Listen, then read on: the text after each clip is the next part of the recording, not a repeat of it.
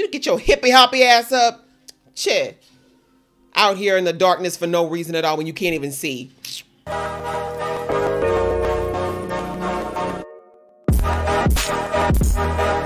Hey guys, it's your girl Aisha, Geek Chic, and we are back with another reaction to Lord of the Rings of Power. We're now into episode 4, which is called The Great Wave. So the last episode, we had a little bit of movement in all of the areas we kind of focused on from the very first episode. We see with Galadriel and Halbrand, they were taken to the great city of Numenor, and they discovered, well, Galadriel really discovered that they're still not very elf friendly there, but it wasn't a completely wasted situation in that she got her hands on some ancient texts, and those texts were able to give her some insight into the markings that she saw on her brother and on that cave before her expedition was cut short, and all of that just to say that she found out that there was a map of the Southlands that's been passed around for hundreds of years, and it looks like this is where Sauron, and when Morgoth was still alive, they were all planning on setting up their base of operations in this place. And I've seen some people in the comments put it in there, and I agree that this is probably preemptively what will eventually become Mordor. So now that she's armed with this information, she feels revalidated in her quest, because we all know she was supposed to be going off to the sweet by and by, and she chose to stay back because she was so firm about her vision being right. And now she feels like she's gotten a cosmic sign, if you will, that she is on the right path. And she also found the sigil that matches the one that's on Halbrand's necklace. So she realizes he is of royal blood, and she's basically proposed to him that if he helps her with this mission to go to the Southlands and basically prove that the orcs and Sauron are still alive, but also wipe them out, then it gives him a chance to take his place, which is to be king of men. And she, of course, gets some redemption in her mind for all the efforts that her and her family have put into this war. And then on the other side of the world, we had our poor elf, Elrond and his company. They were all held captive by these orcs, but the elves are trying to escape. They realize they need to warn, the people back home that the war is not over. And we saw a really very cool choreographed escape sequence, or attempted escape sequence, I should say, with all the elves. Unfortunately, it was all for naught, because we lost a handful of them, and Elrond, unfortunately, was not able to escape. But they didn't kill him, even though he definitely earned an axe to the neck. They said instead to bring him to their leader, who goes by the name of Adar, which was the name of the last episode. So we didn't quite get to see him, but I'm very interested to see what this elf is and why he chose to turn on his own kind. And then lastly, we had Nori, who was dealing with the situation of having to go with this great migration that her people do, but she still has her little friend who is straggling and still doesn't really speak. But thanks to Nori's kindness with this man, because he's so much larger and stronger, he's actually going to be able to keep them from falling too far behind and actually assist them in getting to their new location. So anyways, I've talked enough. Let's get into the video. But before I do, if this is your first time to my channel, welcome. Thank you so much for coming. I do reactions here to shows like these, plus many, many more. So if you're interested in watching me do that, please think about hitting that subscribe button, as well as the notification bell, so you can know when I do more uploads. And if you really like this video, I'd appreciate it so much if you showed some love to the like button as well. And hey, leave some comments below. You guys have been giving me lots of great insight from the books, and the same goes for those who've been here before. Welcome. Thank you so much for coming back. Please join the fam. We're so close to 10K, and we want to have you there with us. All right, that out of the way, guys, let's get into the episode right about now. But at the blessing of the children. Oh, as I say, is that her kid? But no. Oh, is this a giant baby shower? Her wisdom, guide thy steps. Is the castle falling apart? No, let's go home. Let's go home. There's far too much glassware with the babies. Please give the baby back to her mama. That is a beautiful... Listen. Say what you want about this show, but the cinematography, top notch. Top notch. Someone needs to pay these people more. Oh my... What? Not an actual tsunami. Please hide the babies. What are you staring at, ma'am? Go hide. High points. Let's go. The whole bridge is gone.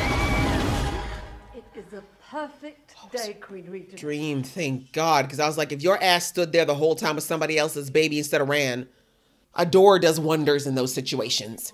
And while the elf whispers poison in our queen's ear, who's speaking for us? Shut up. You got your butt whooped. Go and hammer something. Cleverness.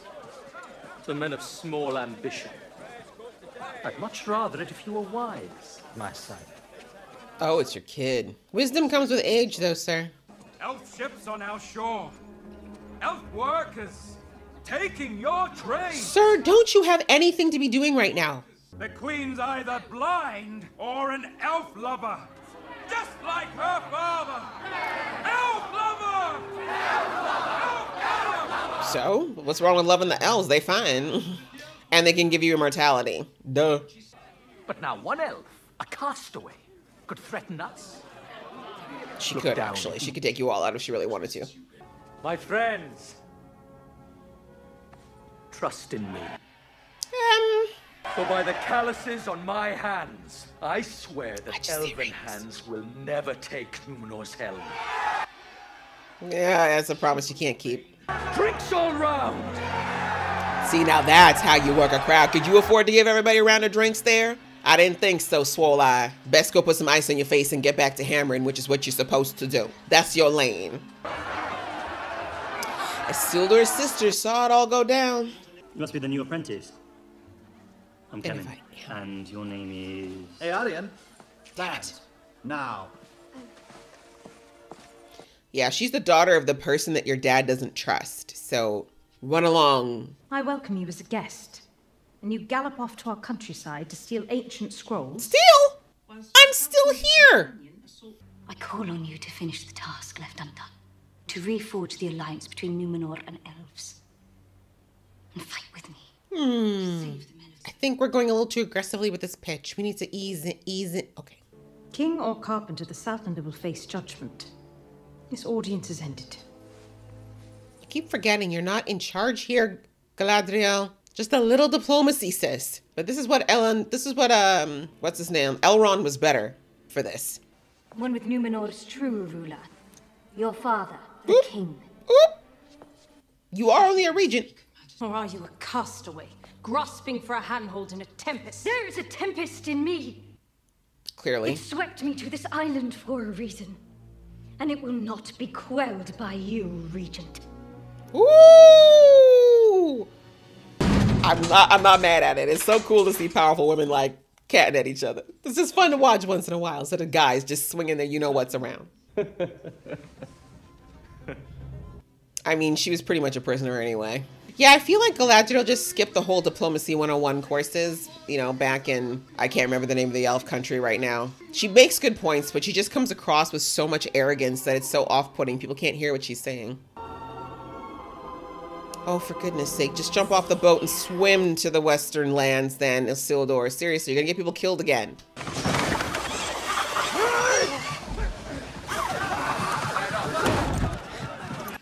Oh, he failed on purpose. You eased that Hellion proper 100 times. That was deliberate. It was. You're off the sea guard. Yes. All three of you. Oh, Isildur. The real Numenor. That garbage your brother used to spew again. Yeah, actions have consequences. Leave it to you to get kicked out of something you never earned in the first place. Oop. Facts on facts. What have you ever done But brood and blubber about your dead mother. Stop it! Stop it! Enough! Yeah, y'all are crossing lines now. It's enough. The real problem is him. And that's not going anywhere. Do y'all feel better? Yeah, I mean, he couldn't have possibly known that was going to happen, but that's one of those lessons you learn in life, that your actions very rarely only affect you. Oh, God, hi. I know I'm the prettiest person you've seen in weeks, but can you look away? God, you're ugly. But the prosthetics in this show are next level. Oh, damn, you're still alive? That's a pity. I'm gonna be real, Adar, your hair looks a little dry. He is an elf who's been burned. Interesting. Oh. I think it's time to put him out of his misery. Not that he really deserves the mercy.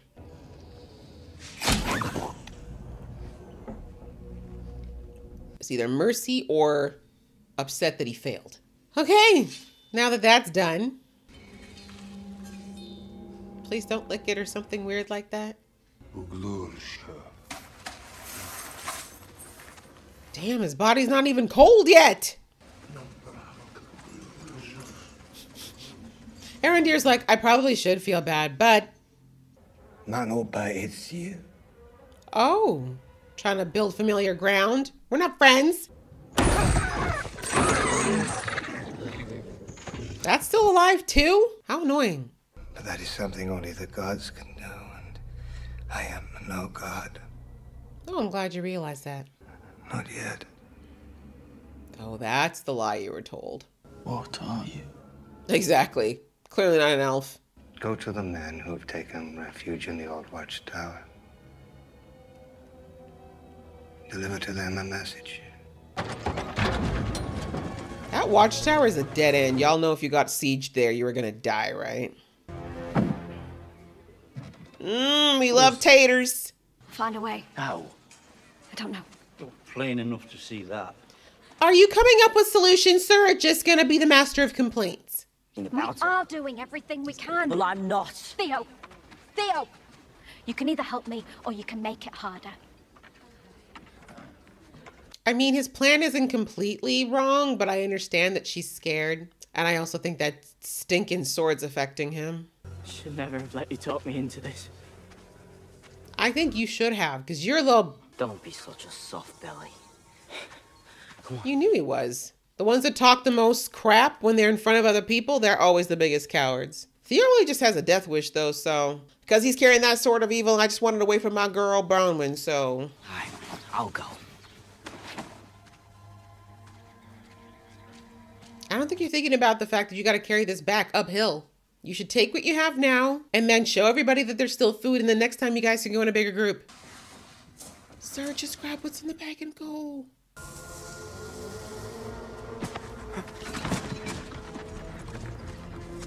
Good boy, actually. I don't like you, Rowan, but you smart. You're smarter than the boy inside. Y'all could have been halfway back to the tower by now. That sword's probably the only thing that's going to save his life now. Some people have hard lessons they need to learn. Where'd you get that? Oh, look who's been practicing. Nobody sneaks till he's found. Great. You planned that out real well, didn't you?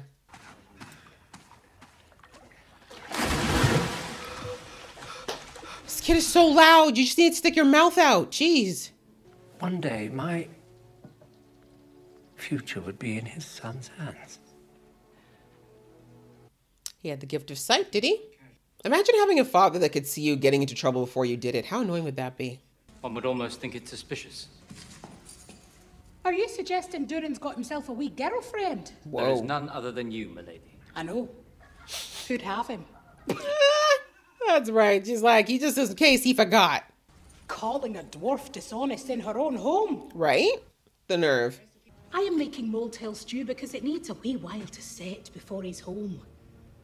And while it may take several days for an outsider such as you... Oh, place put. Was there anything else you wanted to ask about, dearie?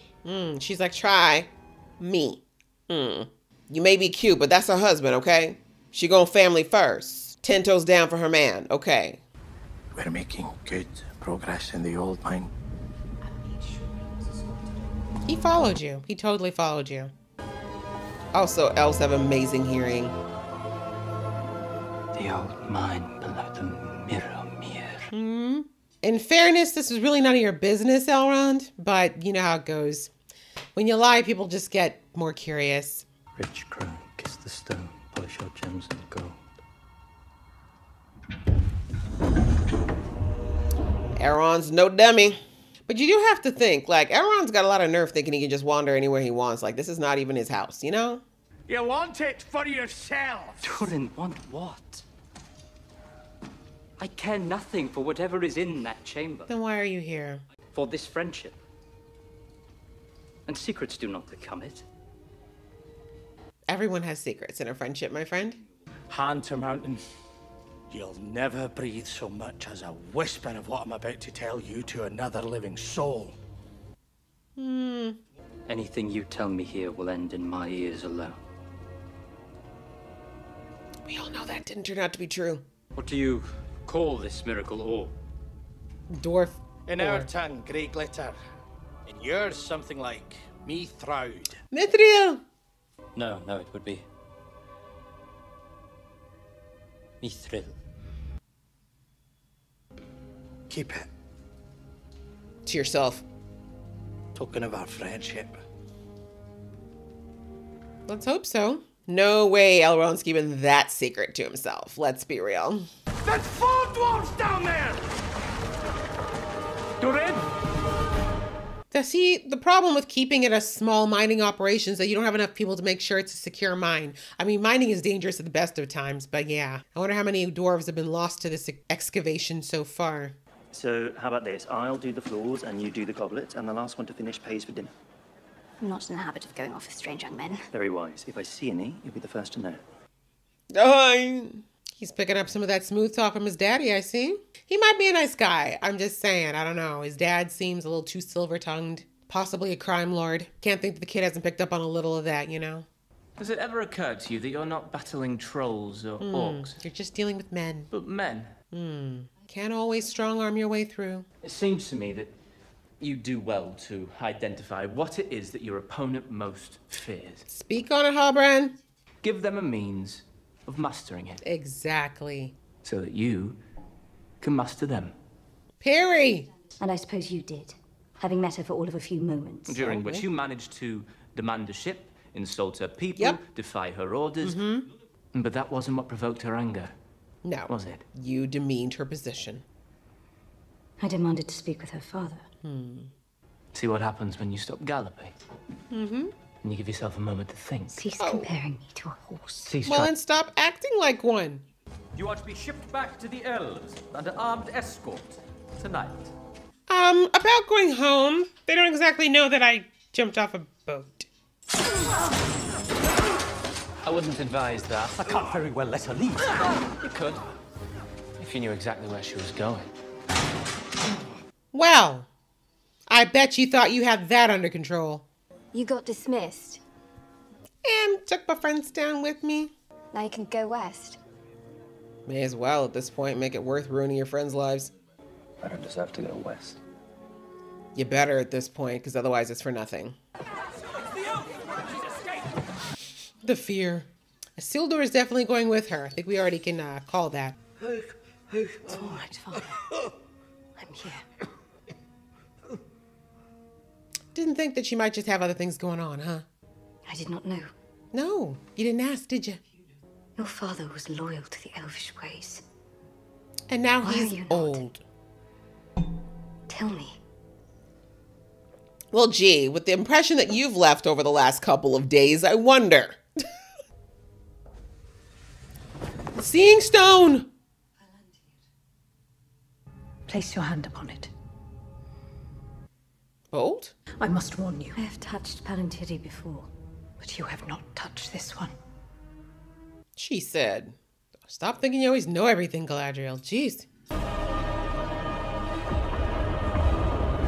Ah, that's where she got the dream from. You believe I will bring about Numenor's downfall? I mean, you're already starting to do a lot of damage. If the evil rising in Middle-earth is left unchecked, it will spread and take us all. Orcs don't like water, it's fine. Perhaps neither of us have to bear that burden alone any longer.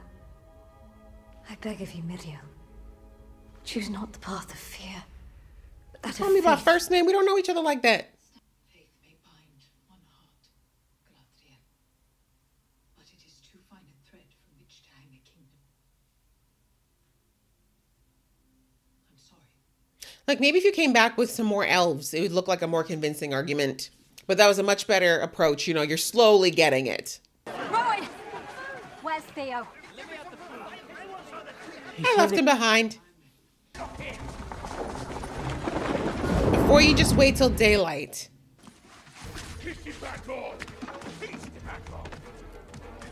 Oh, he hurt himself. Oh, well, that's what you get.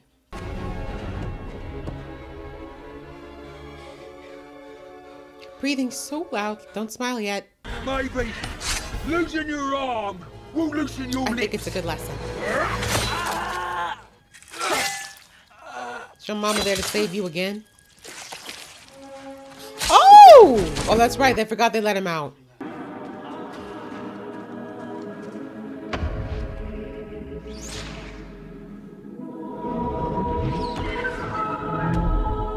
Woo!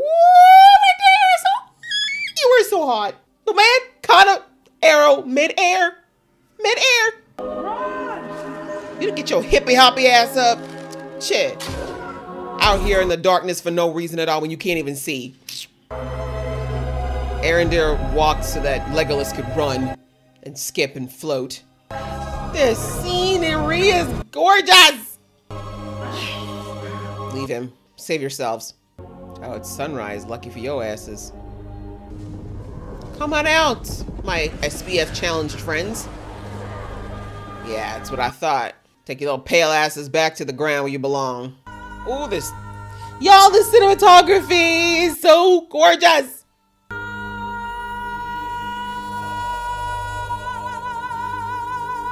Oh, girl, yes. You better sing. You better sing. Make those rocks come to you. That's right. Her voice really be magic. Oh, they lost the elves. Oh, I mean the dwarves. I cannot stop thinking that if you'd not gone down there, Durin might have been in that shaft when it... That's true. Alive. All of them alive. Whew. Sometimes I wish I could tell him exactly what I think of him. I'll never trade words with the old goat again! Breathe. Would he be proud of what I had accomplished with his legacy? Disappointed by the countless ways I'd failed to live up to it? I think we all wonder that, but you can't let it dictate your life. That I would be only too happy to hear any judgment, so long as it granted me the opportunity to have but one more conversation with my father. Yeah. Puts it in perspective for you. You're allowed to be mad at him, but don't let that be the rift that drives you two apart if you can avoid it. I thought it was a child. Her hair's magnificent. Look at it. Share the bundles, sis. Where'd we get them? Can you not even look at me? Oh, dude, are you okay? Please tell me his dad's okay. Our people believe. Oh, I thought he was dead. There is nothing to forgive. See how much easier that was because you came in with humility, and your dad got to come in with some humility. But intuition's a powerful tonic. Okay. What does yours tell you? You trust There's him. something more at work. Oh. I mean, technically there is. They didn't tell them exactly what this forge is for. And since he shared a secret about the Mithril, I think it's only fair that Elrond drop a few secrets too. Oh, she gonna jump those bones. You saved her baby. Mm-hmm. That's the ultimate aphrodisiac, gentlemen, just so you know. She like, I don't care who sees it. Where you sleeping tonight? I'll tell you. If you forsake all claim to these lands and swear fealty to him. And if we refuse? He's coming for us, Tirith. And y'all ain't fast enough to outrun them because they go all night. Oh my God, you and this demon blade. You want to kiss it? Come off it, lad. You know of what I speak. Oh, it's spoken to him too. Look at that. Both marked. But do you know what it is? It is no sword. It is a power which shall return. Look at that.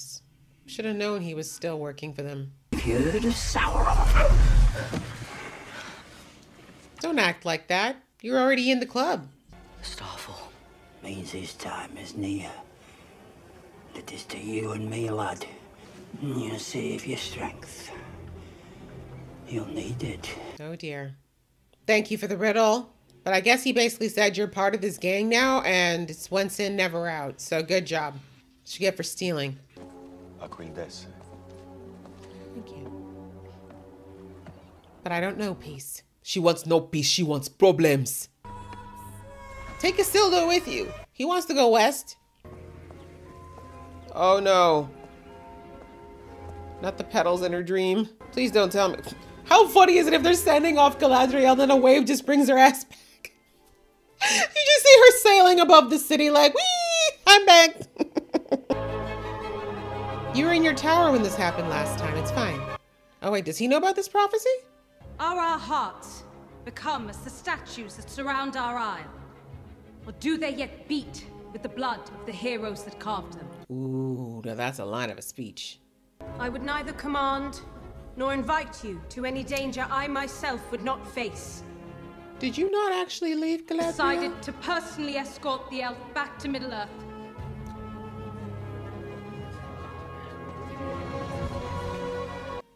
Fake out. Who is willing to commit themselves to Isildur, our Queen Regent's protection? Just put your hand up and get on that boat, girl. Step forward and make yourself known. You might as well go too. You ain't gonna be in the Sea Guard. I will serve. You look brave. I will serve. Look, I don't want to, but I ain't got a job, so. I can't believe you weren't the first one to put your hand up, Isildur, yeah. Oh, look at that! Bunch of elf lovers. We knew it. Y'all were just fronting because that guy was saying it was bad.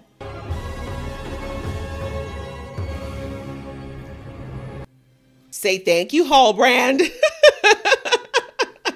Say thank you, Hallbrand, because otherwise that would never have happened, girl, because you was going the wrong way fast, okay? You know your girl loves a little bit of banter, but you know, Hallbrand had to bring you back. Okay, guys, well, that was episode 4 of Rings of Power, and we finally have a little more history as to why the break between Elf and Numenor kind of happened. Apparently it has to do with this seeing stone. We have not seen those since the original movies. I think, well, I mean, it was referenced in all 3 movies, but it was really most heavily seen in the first Lord of the Rings movie. We saw that Saruman had one and he was using it to communicate with Sauron. But of course we learned from Gandalf in those movies that they were very dangerous because they are like a two-way mirror, like you look in and see something, but it's also looking to you. And I can't remember, I know in the books it referred to what each stone, like they were all able to see things, but I think they all had different purposes, if memory serves. But anyways, the one that was inherited to Numenor apparently is not necessarily a good one. It looks like it shows you your future or potential future. But considering the fact that Galadriel saw it and the king saw it,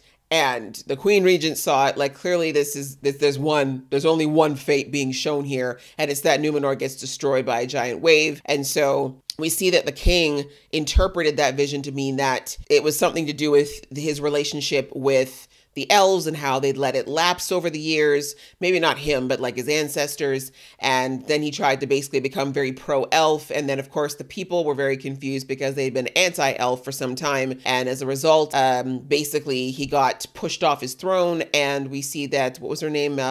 Oh gosh, Miralel, I can't remember now. Whatever, the Queen Regent.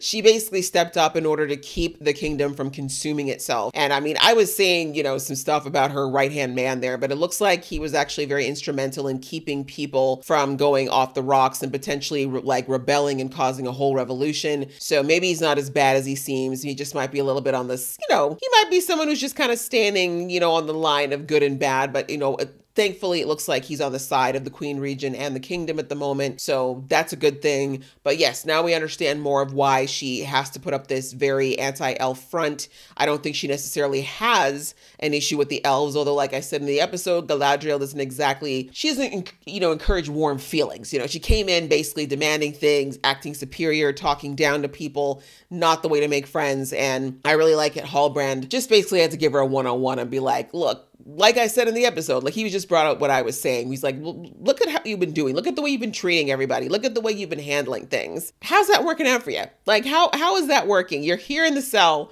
next to me. Like, I beat some people up. I should be here, but you're this high descended elf. You're highly educated. You've got thousands of years of experience over me, really. And you're sitting in this cell next to me. Why? And then he listed out like, yeah, within minutes of getting here, you demanded a ship, you demanded an army, you insulted the queen, you insulted the people. Like, Galadriel, girl, did you miss all of the classes on diplomacy? Did you list all of the etiquette classes? Apparently, you slept through that because, I mean, I feel like even if she did that in elfin company, she probably wouldn't have a lot of friends. And I mean, we know that Galadriel's been through a lot and that she's is very much in a desperate place right now, but it doesn't excuse the way she's been treating a lot of the people she's interacted with in the last little while, at least since we've seen the show start. And I saw some people in the comments saying that this Galadriel seems so different than what we saw in the books and what we saw in the movies. You know, she seems very, like, she doesn't seem like she's got that same regal energy, but I feel like people are not remembering that this isn't the Galadriel of the books, Lord of the Rings, like at least of the ones that the movies are based off of. Like, that Galadriel is hundreds of years from now. And as we grow, I mean, we're going to just take this, right? Because even though Galadriel's an elf, right, she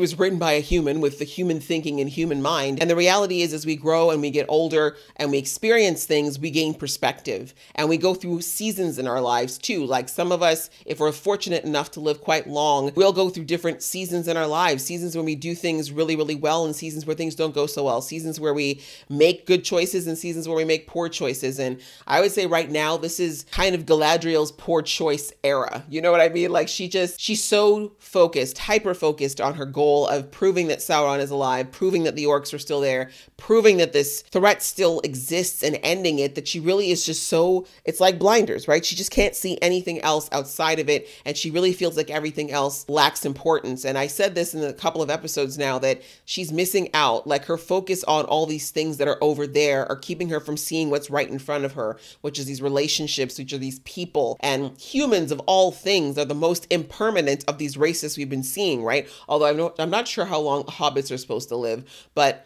you know, dwarves and elves, they live for hundreds of years, right? So humans, which, I mean, they never really said in the books how long humans live, but I think we're going to go with the assumption that if they're lucky, they might make it to 100. So they're the youngest, really, out of all these races. And so Galadriel, I know she doesn't have the mind of a human because she's an eternal being for all intents and purposes. But she needs to remember that if she wants these humans to come and lay down their fragile lives with her in this fight, she needs to think about them and come at their level. And that's what Halbrand said, was like, you're not trying to relate to the queen. You came in, you insulted her, you challenged her position. You're not even attempting to see why she might be acting the way she is. You just came in with demands and made judgments. Try to like put yourself in these human shoes, or at least try to see what she's going through and see if it's relatable to anything that you've gone through, so you can actually relate to her. And once he gave her that speech, she was able to go. I mean, she broke in, but go to the tower. She saw that the situation that the queen is in, where her father is ill and he is past, like it's clear he's not long for the world. She's got that weighing on her mind as a queen, that her dad is sick and she probably just wants to stay by his side all day, but she can't do that. She also does not want the rest of the kingdom to know that he's that ill yet. I'm sure they have their reasons for that. And then of course she's got this nightmare that's been planted in her head because of the damn orb. And so that's a lot to deal with. And like now, once Galadriel saw her with her father,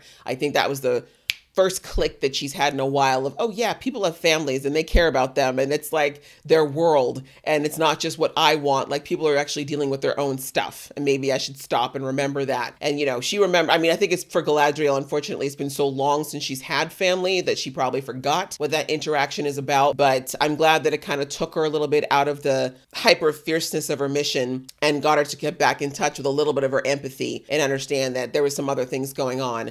And it was enough, of course, for her to be able to appeal to the Queen Regent at her level and be like, okay, I get it. You've got your reasons for why you're doing things here. You have to care about your kingdom. I understand that. And then she was able to bring in the bigger problem of like, if the orcs are still alive, if Sauron is still here, y'all are going to end up, if you don't get this big wave, you're going to get a wave of orcs. Like, it's going to be one or the other. So yes, she was able to turn the tide on that. See what I did? So she's able to now say, like, you know what, we're going to help you. They're on their way. Thankfully, Galadriel got what she wanted, and we saw that there's some volunteers. Of course, Isildur is going to go with her as well as his friends, and I'm pretty sure Halbrand's going to end up on that boat somehow too. Or maybe not, actually, because Isildur is the one who ended up being the king of men back in that time. So maybe he is going to just stay in Numenor. We'll have to see. But I can't think we spent so much time on him for him to just end up hanging out in Numenor for the rest of the season. Speaking of Isildur, we'll just talk about him briefly. Again, we know that he didn't want to join this sea. I mean, it's essentially the Navy. Let's call it what it is. He didn't want to be in this this Royal Navy, basically. He wanted to go west. He wants to explore the West. He believes his destiny is there. We saw in the last episode his dad was not about that, wanted him to stay safe in Numenor. And he had his sea exam, which his father referred to. And he purposefully botched it because he didn't want to pass. He wanted to be failed out because he knew, well, I shouldn't say he knew, if he'd had real courage, he would have just quit. Let's be real. Like, he was trying to walk a middle ground where he wouldn't disappoint his dad, but he also wouldn't have to do what he didn't want to do. But in his indecision, he ended up inadvertently dooming his friends because basically they're always hanging out together. They're always friends. And apparently that captain basically assumed that they were probably all in on it together, and they all ended up getting failed out, which obviously was a horrible consequence. And I know Isildur did not mean for it to affect them. But as I said in the episode, very rarely do our actions only affect us. But that fight that him and his friends had was really sad. But in a way, like, you know, Isildur, like I said, if he'd really been taking true responsibility, he would have just quit. It was a bit of a selfish decision, and his friends were definitely right in being upset with him.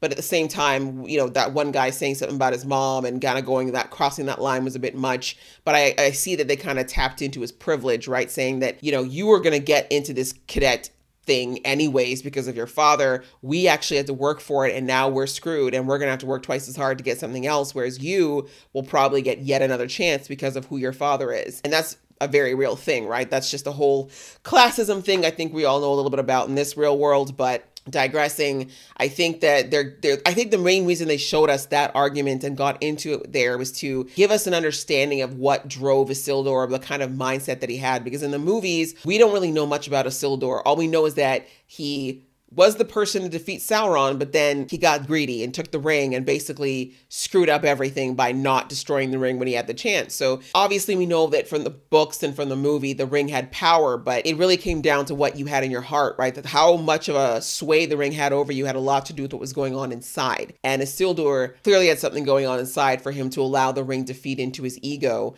And I feel like they're showing us these little points now so that we can understand more of how Isildur gets to this point when he finally has this ring and has this opportunity to end this, at that point, centuries-old war, and chose not to, right? So anyway, the sister, there was some stuff with her. I'm not going to talk about it much because I feel like it was a bit of filler. Like, I'm not sure what point she serves yet. I'm not against her. Like, she seems pretty cool, but I just don't know, like, why we need to care about her and her potential boyfriend. Like, I don't know. I'm assuming they're going to wrap it into something later, but for now, it's just like a little bit of cute banter between her and that guy. And then we head back to Middle Earth, and we had Arondir, and he finally meets Adar. Adar looks like he's been through some stuff. We see some scarring from a fire. I'm wondering if maybe, my guess is just taking a stab in the dark, that maybe he was left behind in one of the past battles between the elves and the orcs. Maybe he was left for dead, but the orcs took him instead, and potentially Sauron convinced him to join his side rather than die. That's just the theory I've got right now, since we see some injuries there, and we definitely saw a lot of burning in the first episode as a result of all the battles. So I don't know, maybe Adar was always on the brink of leaving, but I have to think that there had to be something pretty huge to convince him to walk away from all of his elven values and join someone who caused so much death and suffering to other elves. And I thought their conversation was very interesting, how he referenced where Arondir was from and tried to kind of build that common ground to a degree, but almost made it, he always talked about it like it was another person who lived the life of walking through those places in the Elven Kingdom. But then he told Arondir that he'd been lied to, and that everything that they knew as elves was a lie, and that he was going to eventually become a god. So my guess is Sauron fed him a lot of stories around what would happen when he finally got control of Middle Earth, and, you know, I guess eventually would be able to use some type of magic to get what he wanted, but we don't know because he didn't get into details. But he chose not to kill Arondir. And obviously, I think that's plot more than anything else, but he used him as a messenger. He said, you go tell the people of the town that basically they need to come worship us if they want to live. Otherwise, we're going to come here and we're going to destroy everything. But his being released turned out to be a good thing, because we saw that Theo, Bronwyn's son, decided to go back into the village for food, which wasn't necessarily a bad idea. I do think Bronwyn was being a little too overprotective about not going during the day, at least trying to get some food and bring it back. He went and got a little greedy with wanting to continue to look for more food when they already had so much stuff already. And again, with daylight being their only weapon, he got a little bit careless, you know, and he's a teenager, so I'll give it to him. But as we saw, he ended up getting caught, and he exposed the fact that he has that blade, and the orcs saw it and they tried to take it back. Apparently they have been looking for it, and Adar has been looking for it. And he did manage to narrowly get out of there, but only because Erandir saved him. But we see now that him having this mark and using this blade when he wants to it showed that another person in the town, and I believe that was the butcher, exposed that he was the owner of that blade and that he is still a servant of Sauron and of this whole dark army, but he's just been keeping quiet because the elves have been there. So he basically said to the boy, hey, we're sharing this mark now, so I guess we're down. But of course, we see that Theo still doesn't fully understand what it means. Whether or not he'll actually will join this army or if he's got a choice in the matter, I'm very curious about, because this dark magic has definitely been working in him, but he does still seem to be weary of the orcs and of this whole idea of Sauron and this army. But we'll have to see how things go in the upcoming episodes. And then finally, we looked in on Durin. We hadn't really seen much of him in the last episode. And Elrond, they're starting to build these towers now. They mentioned that Durin had been MIA since this whole thing started, and he was supposed to be like a project leader for this whole thing. And that prompted Elrond to figure out what was going on, because clearly he was being kept in the dark about something. And that led to them figuring out that they were mining mithril. And we know from the Lord of the Rings movies that mithril is like an amazing wonder metal. Basically, it's impenetrable when you try to pierce it with any type of armor or sword. And we also know that it glows when it's is in the presence of that dark magic or the orcs. So it's a very, very valuable metal, obviously, but it's apparently quite volatile to mine. And the king wasn't sure about it, hence he didn't want to tell anyone about it yet. And also, I think he wanted to make sure that if it was something super valuable, that other people, like, you know, the elves or anyone else, didn't start showing up and trying to take it from them. But for now, they're pausing the mining because it's very volatile and it almost, you know, killed a few people. But we all know that they're going to definitely resume that mining at some point. But that's where, you know, the elves might help, right? We know that Elrond's quite smart, so he might be able to come up with a way to safely mine it or more safely mine it. But I like to kind of look into a bit of dwarven culture there with the song that she sang. Remember back in episode 2, she talked about how she sang to the stones, or sometimes you could sing to the stones to find out where they were, and they would talk to her. Obviously, that actress, I'm pretty sure that was her singing and sounded amazing. But beyond that, I love that idea of some of that dwarven magic and how they work. We didn't get to see a lot of that in the Lord of the Rings. We got a little bit of it in The Hobbit, but I really like seeing that kind of little peek into the dwarven life and the way that they work. Yeah, this was an episode where the pacing was a little bit slower. We didn't get a lot of action compared to like last episode. We got a few fights there towards the end. This again felt much more about establishing the world and giving us some more backstory. I'm fine with it because I feel like, you know, a lot of people are not necessarily loving how slow, like the first episode for a lot of people was very slow. And this one I feel like is going to fall in that category for a lot of people. But I think people have to remember that the Lord of the Rings world, Tolkien's universe, is huge and it's thick and it's layered and it's very diverse, and it's not easy to tell that story easily. But when you have the luxury of a handful of episodes versus a handful of movies, you can tell that story a little bit more elaborately and really help us to understand the characters and like how we get to the point of those movies, if that makes sense. And I know for some people that slower storytelling doesn't work, but I'm really enjoying it because I do love stories and I do like that we have the option to do this. And yeah, folks who are comparing the movies to the show, like they're completely different mediums, guys. Like you're not going to be able to pace a show or a movie, I should say, at the same pace you could do a show where you've got, you know, a television show, you could have 20, 30, 40 hours to tell a story versus a movie where you've got 2 to 2.5, maybe 3 if you're lucky, right? You can't pace those two things the same. It's going to be a different situation. And the same goes from book to screen. I've heard some people saying, oh, it's so far from the book. The book wasn't like this. The character was like this in the book. Yeah, we know. But even in the movies that came out years ago, it wasn't an absolute like word for word translation from book to screen. There had to be changes. That's why they call it an adaptation. And I feel like if Tolkien was alive today, he probably would agree with a lot of that and probably make some changes for how the world has changed as well since those books were written. So anyways, I'm just saying that I'm still enjoying it. I understand that some people are not necessarily feeling it, but you know, it's just different. It is something different. And if you're not loving it, that's fine too. The original movies are still there. You can definitely enjoy those instead. But I personally think this is a fun journey so far. And visually, I am so satisfied. Love how beautifully this show is shot. So that's pretty much it for this episode, guys. I hope you guys enjoyed watching along with me. If you did, please give this video a thumbs up and we will see you in the next episode.